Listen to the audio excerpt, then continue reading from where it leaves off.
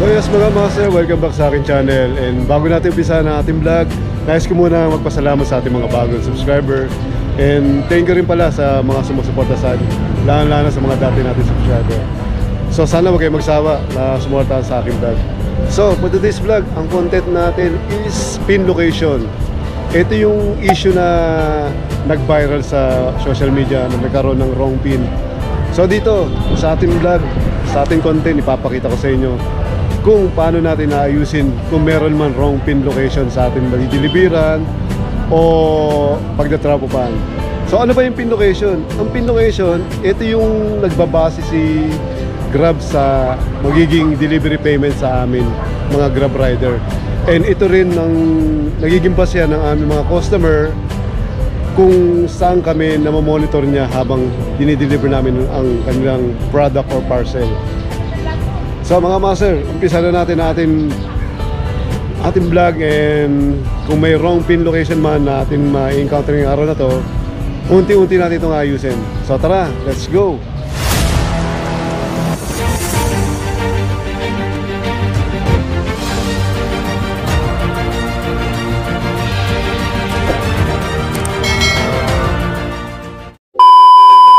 Meanwhile,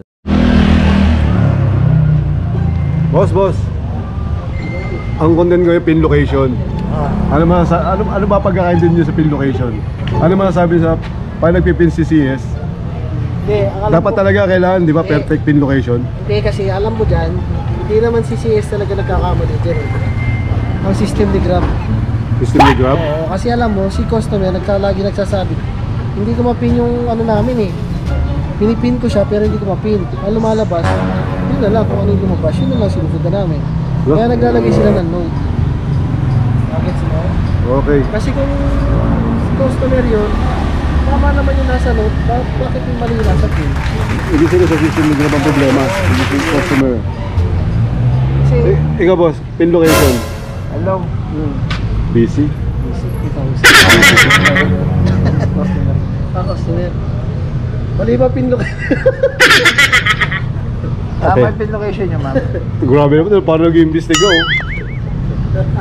a few moments later. Sa apps, sa merchant muna papasok. Tapos nun, susunod na sa amin. Minsan naman sabay. Papasok sa amin, papasok sa merchant. Tapos kayo bibili? Kami bibili. Pera nyo? Pera namin. Kumbaga may meron kaming tawag doon cash wallet. Cash wallet siya. Ilalagyan namin ng pera yon from GCash. Tapos si merchant doon siya kukuha. Pati si Grab din siya kukuha ng commission. Tapos pag nakuha na namin yung booking pati pagkain, kung magkano yung nasa apps, ayun yung babayaran ni customer. Pati yung delivery fee. Ganun siya. Ganun pala kita yan. Ganun. Pero ano kami? Nababasa ko yung mga bogus buyer. Dati, problema yon. Pero ngayon, wala na. Kumbaga, pag nag-bogus, nare-reimburse na namin. Kumbaga, idadali mo yung pagkain doon sa customer, tapos hindi siya dumating, di ba? Assist na. Yung pera na ngayon, kaya wala na gano'ng ngayon. Pag nagpe-fake book, pag may nag-fake book ngayon, Ulo no? ha? Masura ulo. Oo, dati gano'n, yung hindi pa natutulpo. Yung, di ba, pinapatulan nito tulpo ngayon. Ngayon, okay na, wala na problema. A few moments later. Mangubat Street, ito yung Pagasal. Duli pa sa Litran, ito yung sa Bayan. So, ang pick up natin is sa Dasmabayan, sa Dasmabayan. So kanina meron isa tayong subscriber nagtanong about sa mga pet booking o mga nagbobogus sa customer. So nasagot naman natin based sa akin pagkakaintindi at sa mga pinapractice namin. So kung may nag-take book sa amin, susundin namin yung protocol ni Grab, mag-aantay ng 15 to 20 minutes sa drop-off location. Pag hindi dumating si customer, yun na, reported na as no-show. Para ma-reimburse, siguraduhin lang na nandun ka sa pick-up location. Una-una nasa drop-off location ka. Pangalawa, may resibo ka. Pangatlo, nagantay ka ng 15 to 20 minutes na hindi talaga nag-refresh yung customer. So yun, tapos re-reverse mo na, sasend mo na yung mga requirements kay Grab. After mo masend na requirements kay Grab, i-investiga ng team kay Grab yun. After na, pagka napatunayan na okay, na talagang no show, re-reimburse naman ni Grab. So yun, at least na linawan si subscriber natin about sa mga bogus order ng customer natin. So yun lang mga kamaster.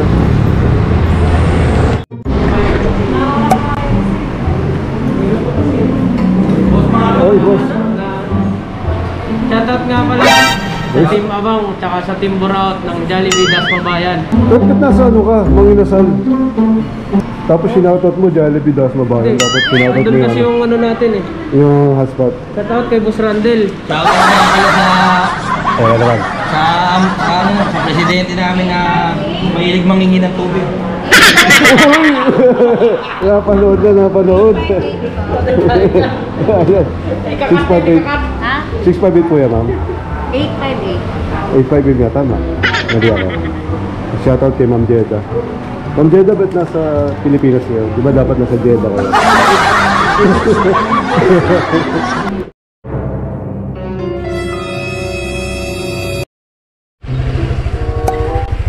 Hanggang dulo ng apartment, Unit 5. So, hanggang dulo ng apartment. Hintay tayo.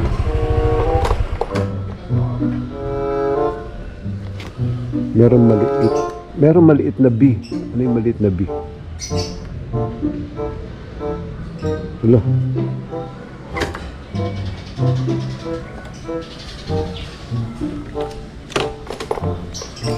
Makakaikot kaya ako dito. Hindi natin makakaikot ako. Makakaikot mo na ano. Sakto. Sakto. Kasi ma'am. Alright.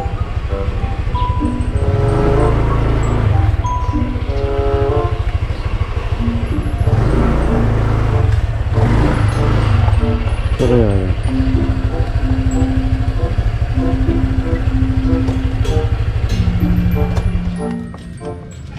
Escalante Apartment. Saan ba Escalante Apartment? Ito na ma'am. Salamat po. Okay.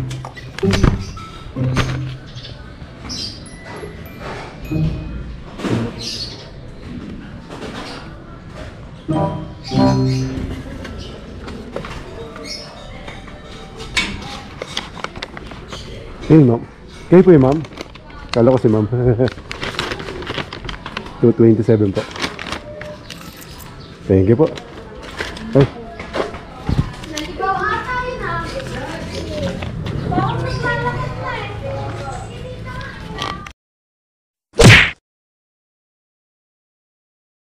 A few inches later.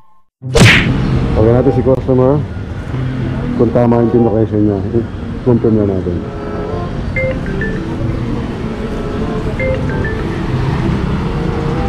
Hello ma'am. Hello. Apo, hello. Yes, ma'am, tama po yung pin location nyo.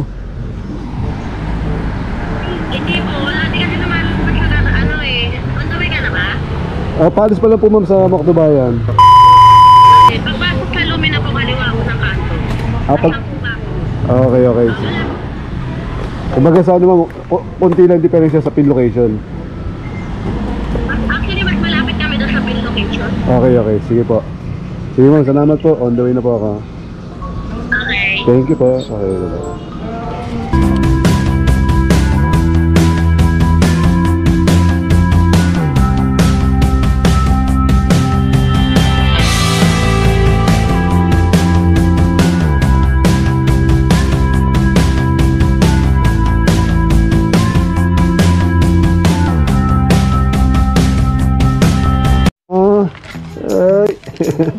Ang cute eh.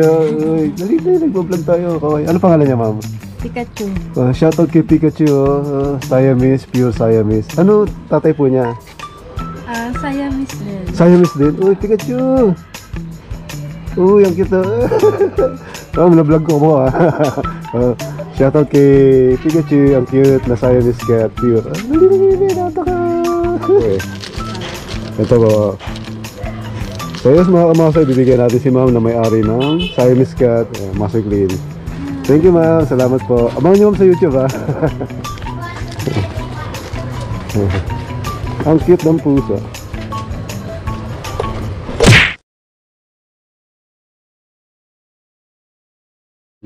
So ito na. Ano ba yan?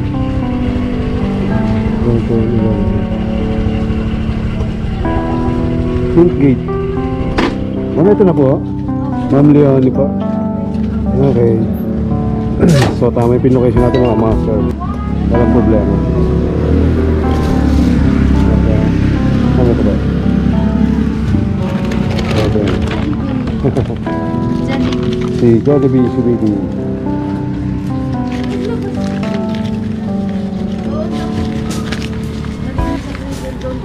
Ma'am, thank you po. Tama po sa pin location. Galing nyo mo mag-pin Sakto yung pin nyo Thank you po, ma'am. 15 kami, 13 nakalagay doon eh. Pero sakto lang po. Thank you, ma'am.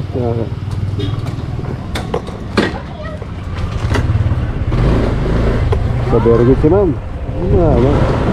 Pin location na exacto. So tara mga master, kuha ulit tayo. Siguro mga last 2 booking na lang tayo. Kuha best tayo sa bahay. Look.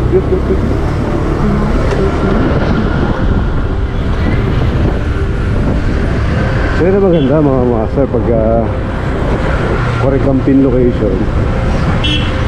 Madali ang transaction, mabilis makita, smooth ang biya.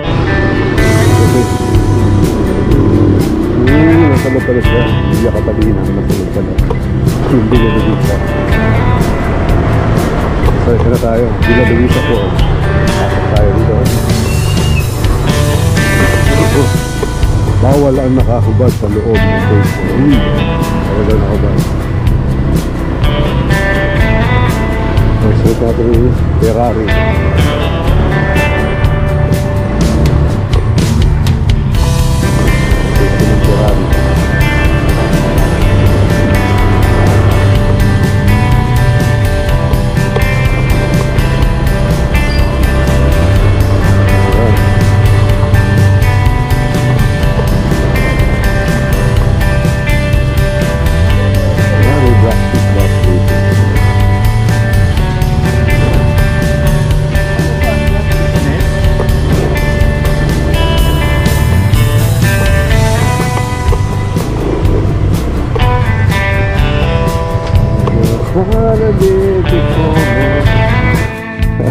Kamali lang, sorry po. 18. Thank you po. Wow, ma'am, thank you po. Mga master na lang tayo binigyan. Ma'am, nagbablog ko nasama ko po kayo sa video. Okay lang po ba? Ma'am, thank you po. Salamat po sa mineral water. At least, sakto, mainit ang panahon. A few moments later. So, tayo ng booking, McDonald's, Dasmabayan. So, nakalagay dito sa drop-off location is pin location lang, yan. Pin location lang. Ibig sabihin, medyo malabo to. Tatanungin natin si customer, tatawagan natin kung ano yung talaga eksaktong pin location niya or tama yung pin location niya.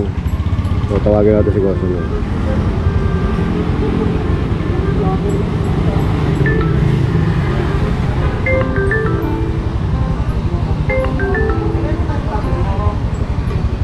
Hello? Hello po? Hello sir. Sir, yung ano nyo po, drop-off location nakalagay, pin location eh. Exact pin location po ba ito? Aba, diretso lang po kayo. Diretso lang po. Bali, susundan ko na lang po yung ano natin, pin location. Aba. Okay. Okay. Okay po. Sige sir, salamat po. Exactong pin location po binigay ko. Salamat po. Okay, thank you sir. Thank you very much. Yes sir, yes sir. So yun mga kamaster, kinonfirm ni customer na sakto yung pin location niya. So sundan natin to. Okay, let's go.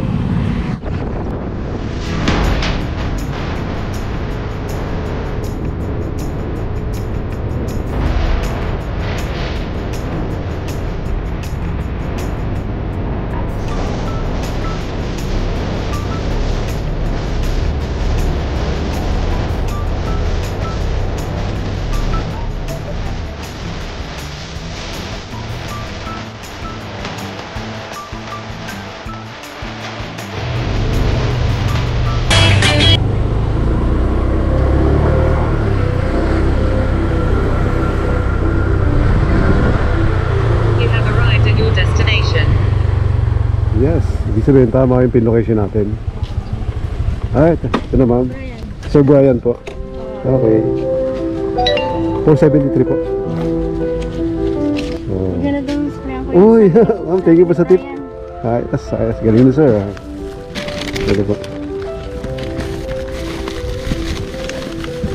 Salamat po ma'am. So yes mga kamasa, yun ang maganda. Correct pin location na. At the same time, may patip pa si sir. Salamat sir. Okay. Kasi yun, tama yung pin location, walang problema. Both rider and customer. Plus, binigyan pa tayo ng tip sa atin na rin sa Clay. So, thank you sir. A few inches later.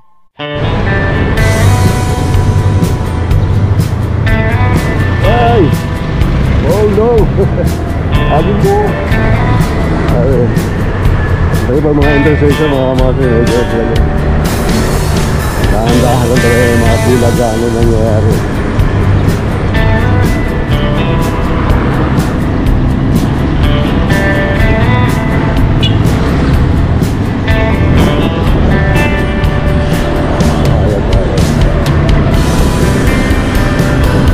Black 5 Black 4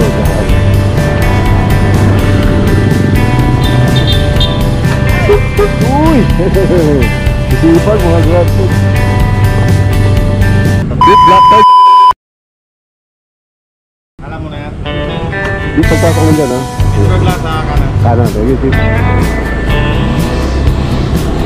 So, ito mga kamasa, ito yung Kahaya Subdivision. Malita na subdivision na may hindi tayo maliligaw dito.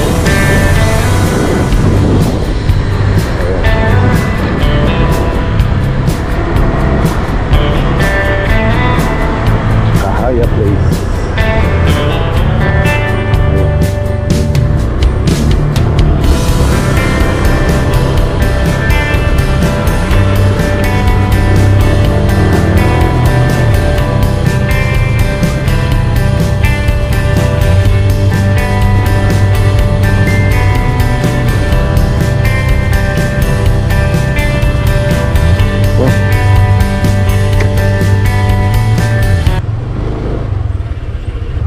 Yes sir, good morning. Good morning, sir. How are you? Yes sir, I'm filming sir. No problem sir. You can see the video in my YouTube sir. Yes sir. Thank you so much. Sir, can I give you a sticker? What's that? Can I give you a sticker? I'm a motovlogger. So sir, if you don't mind sir, can you help me to promote my YouTube channel? I already subscribed. Oh, you subscribe sir. I have a favor from you. Thank you. Can you promote my YouTube channel? This is my YouTube channel sir, Masigli Motovlog. Master Clean Moto Vlog. Okay, thank you sir, thank you. Ayun, pag customer natin is foreigner. So, medyo nosebleed tayo mga kamaser. So, sabi niya sa akin, magsusubscribe daw siya. Okay. So, alright, mga kamaser, let's go.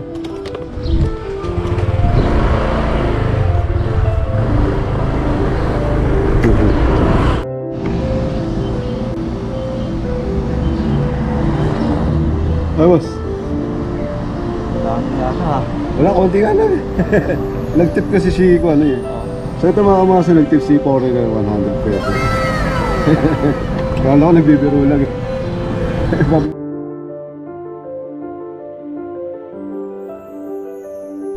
And so, paano mga kamaster? Natapos natin buong mag-araw na na-encounter tayo ng medyo slight lang na wrong pin pero naayos naman.